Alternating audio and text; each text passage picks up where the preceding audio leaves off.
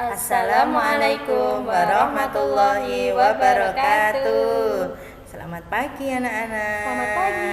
Berjumpa lagi dengan Bu Amin dan Bu Dina. Iya, jangan lupa ya sebelum belajar berdoa dulu. Nah, hari ini Bu Dina dan Bu Amin akan menyampaikan pembelajaran tentang sejarah ataupun kisah para nabi. Nah, di antara para nabi itu ada Nabi Ibrahim alaihissalam. Oke, Nabi Ibrahim dari masa kecilnya itu diasingkan ke hutan di dalam sebuah gua karena pada zaman itu Raja Namrud tidak ingin digantikan oleh siapapun di muka bumi ini sebagai penguasa, sehingga membunuh setiap ada bayi laki-laki yang lahir. Sampai akhirnya dirinya kembali ke tengah masyarakat, kemudian melihat semua orang seperti gila pada patung. Hampir setiap rumah dan tempat-tempat umum dipenuhi patung berhala agar dapat menyembah setiap waktu. Tidak terkecuali di rumah ayahnya yang memang bekerja sebagai pembuat patung berhala. Nabi Ibrahim pun mulai bertanya-tanya pada dirinya. Dan pada suatu hari, Raja Namrud pergi melakukan perjalanan jauh bersama sebagian besar pengikutnya selama beberapa hari. Kemudian Nabi Ibrahim masuk ke wilayah Namrud dan menghancurkan semua berhala yang ada. Semua patung-patung dihancurkan kecuali satu berhala yang paling besar, sekaligus meletakkan kapak yang dipakai di pangkuan berhala tersebut. Setelah Raja Namrud kembali, ia pun murka dan memanggil Nabi Ibrahim karena salah satu pengikutnya sempat mengetahui perbuatan Nabi Ibrahim. Setelah mendengar pernyataan Nabi Ibrahim, "Kalau begitu, kenapa engkau menyembah berhala yang tidak dapat berbuat apa-apa?" Kemudian para pengikut Namrud tersadar dan mulai berpikir bahwa Tuhan yang selama ini disembah tidak dapat melihat, mendengar, ataupun bergerak. Hal itu tentu saja membuat Raja Namrud semakin murka, maka ia memerintahkan para tentaranya untuk menghukum Nabi Ibrahim dengan seberat-beratnya, yaitu hukuman dibakar hidup-hidup. Namun Allah lebih berkuasa dalam segala hal. Mereka mengira Nabi Ibrahim telah hancur menjadi abu bersama api. Tapi begitu terkejutnya mereka, Nabi Ibrahim berjalan keluar dari puing-puing pembakaran dengan selamat tanpa terluka sedikit pun. Nah, sejak saat itu pengikut Namrud berpaling dan menjadi umat Nabi Ibrahim menuju ke jalan Allah Subhanahu wa ta'ala. Nah, mujizat Nabi Ibrahim, api tidak sanggup membakar jasadnya, menghidupkan burung yang mati, celah jari mengeluarkan air susu, pasir yang berubah menjadi makanan. Selanjutnya kisah Nabi Ismail alaihissalam. Nabi Ismail adalah putra dari Nabi Ibrahim dengan Siti Hajar. Siti Hajar ini adalah seorang budak.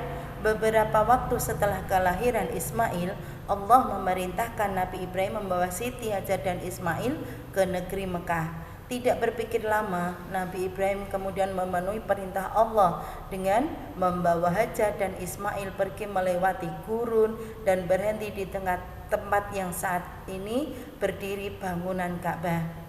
Tak lama setelah sampai di sana, Nabi Ibrahim kemudian pergi meninggalkan Hajar dan Ismail di tempat tersebut untuk kembali ke negeri Syam. Di sisi lain, Hajar kembali menemani Ismail dan mulai menyusuinya selama beberapa hari. Hajar hidup dengan persediaan minum yang telah dibawanya. Namun tiba di suatu hari, persediaan itu semakin lama semakin habis. Ismail kecil pun hanya bisa menangis. Ia kehausan. Hajar hanya bisa memandangnya dengan rasa kasihan dan kemudian pergi untuk mencari bantuan. Sampailah Hajar ke bukit Sofa, namun ia tidak melihat siapapun di sana. Kemudian Hajar memutuskan untuk pergi ke lembah dan hingga sampai di bukit Marwah.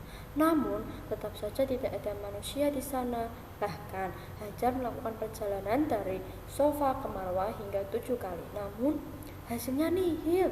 Tiba-tiba tak jauh dari Ismail nampaklah seseorang datang menghampiri. Lalu ia menginjakkan telapak kakinya kuat-kuat di atas tanah. Maka keluarlah air yang berlimpah dan memancar ke segenap penjuru. Seseorang tersebut tak lain adalah malaikat Jibril yang diutus oleh Allah. Hajar segera berlari ke tempat itu untuk mengambil air. Dengan demikian terhindarlah Ismail dari kematian karena haus. Kemudian malaikat Jibril berkata, Zam-zam, zam-zam, artinya berkumpullah. Sejak saat itu disebut telaga Zam-zam. Semakin lama semakin banyak orang yang berdatangan dan menetap di tempat itu yang berasal dari suku Jurhum yang sangat menghormati Hajar dan Ismail. Sewaktu Ismail mencapai usia remaja, Nabi Ibrahim dalam tidurnya dia bermimpi dan diperintahkan oleh Allah supaya menyembelih Ismail. Ismail harus dikorbankan sebagai bukti tunduk patuhnya Ibrahim kepada Allah. Kemudian Ibrahim menyampaikan mimpi yang dialami kepada Ismail. Wahai anakku, sesungguhnya aku melihat dalam mimpi bahwa aku menyembelihmu. Kemudian Ismail menjawab, wahai ayahku, kerjakanlah apa yang diperintahkan kepadamu. Insya Allah kamu akan mendapatiku termasuk orang-orang yang sabar. Saat penyembelihan tiba, diikatlah tangan dan kaki Ismail, dibaringkan ia di atas lantai. Lalu diambillah parang tajam yang sudah tersedia. Kedua mata Ibrahim yang tergenang air berpindah memandang dari wajah putranya ke parang yang di tangannya. Pada akhirnya, dengan memejamkan matanya, parang diletakkan pada leher Ismail dan penyembelihan itu dilakukan. Tepat pada saat itulah datang malaikat Jibril membawa kambing besar dan meletakkannya sebagai pengganti Ismail yang akan disembelih oleh Nabi Ibrahim. Dari peristiwa inilah kemudian turun perintah bagi seluruh umat muslim untuk menunaikan kewajiban berkurban sebagai penghormatan atas Nabi Ibrahim. Nah, sekarang mukjizat Nabi Ismail, ada yang tahu? Yang pertama yaitu perintah untuk berkurban. Yang kedua, membangun Ka'bah. Yang ketiga, mata air Zam-zam. Nah, demikian tadi secara singkat tentang Nabi Ibrahim dan Nabi Ismail. Mudah-mudahan kita dapat mengambil hikmah dari cerita yang Bu Guru sampaikan tadi ya anak-anak. Ya, kiranya cukup sekian dan terima kasih. Wassalamualaikum warahmatullahi wabarakatuh.